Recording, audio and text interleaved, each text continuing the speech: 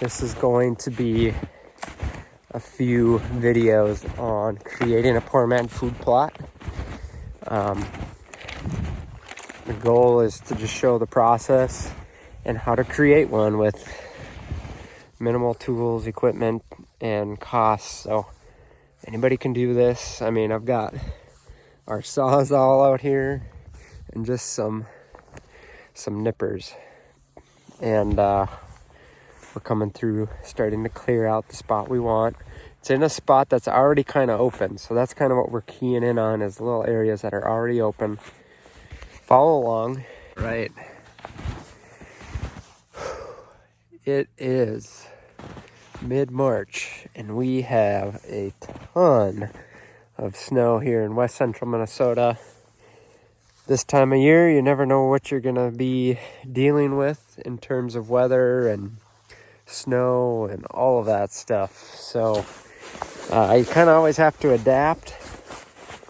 We're still going to be out here doing land projects and trying to take advantage of what we've got going on. Today, what we are doing is we're clearing a little spot where we're going to add a small little food plot. Now, typically, you would want to come in here, clear this opening up when there's no snow. But we want to do this one with minimal tools. And we're just going to take advantage of the deep snow. We've got snowshoes on today. We're just going to come in and clip all the tops of the brush and trees we want to get rid of and start creating that outline of the food plot. And doing that, one, we've gotten on top of the game here, so it's not as much work, once spring hits. I could come in here also before the end of all the snow and spray those and kill them off early. And I'm probably going to try to do that as well.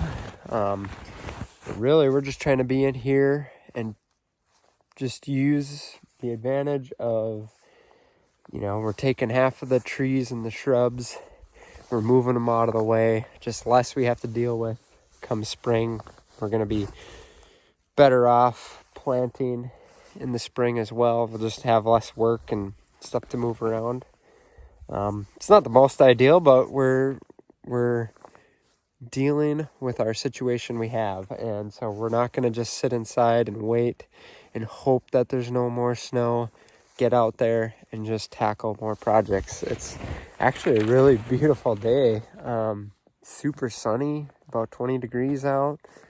I'll take it. So we've already started clipping some of these trees. We're going to move all the brush tops and put them where we want them, get them out of here.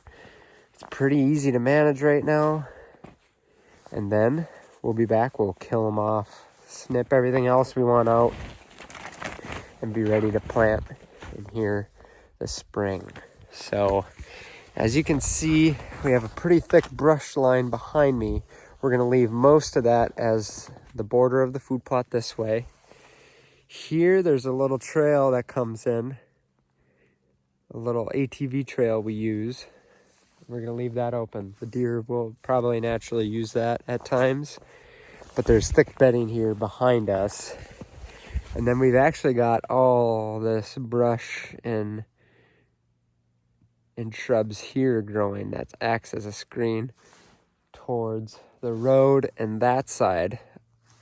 And then we have our stand and easy access from the east. So it creates this little dog leg in here. It's going to be kind of completely surrounded by brush and easy to access in and out. And it'll have about 3 or 4 easy access routes in and out of here for deer. So I'll put it up on the screen so you can kind of see what it looks like, but that's what we're going to do. We're going to start cutting here and take advantage of the winter.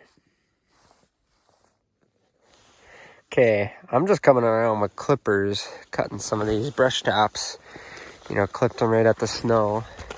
Right now, it's really easy to get into this these thickets. So I'm kind of throwing them where I want, getting them out of the way. And then I'm also going to create a little bit of a trail into here, down into that bedding. I kind of started one, but I'm going to just improve it a little bit more so it's easy for deer to come in and out right into this end of the dog leg and wraps around that way in front of the stand. Then we have a nice screen on this side, screen around the plot.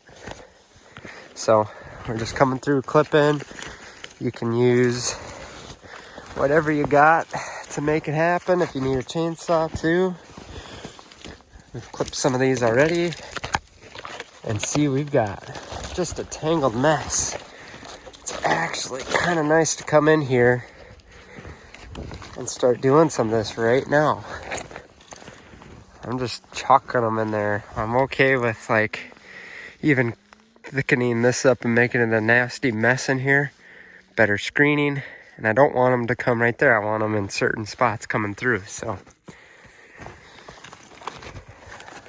we got a bunch cut in here. It's kind of a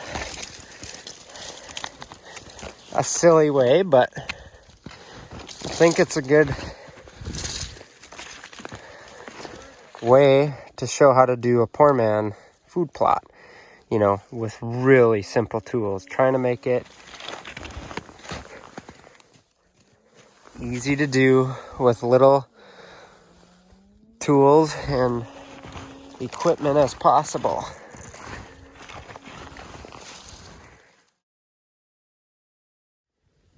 All right, we came through and cut the tops off of most of the trees in the area we wanted to map out for a food plot. After mapping out this little spot, it's about 1/10 of an acre. It's not really big, but it forms this little widened trail here into a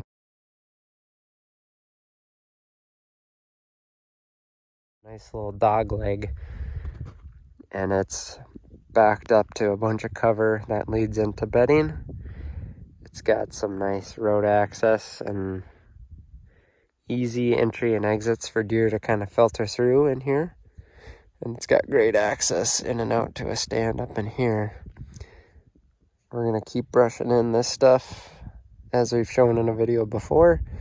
That there's going to be kind of a wall around here in this stand location, just to avoid deer kind of cutting through there and having to come around and through up to the food plot that way. Stay tuned.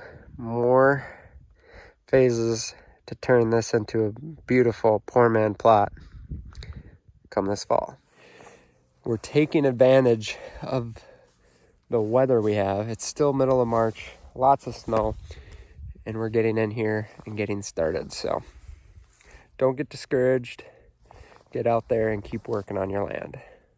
Everything you're doing is just putting in that sweat equity, and it will pay off this fall.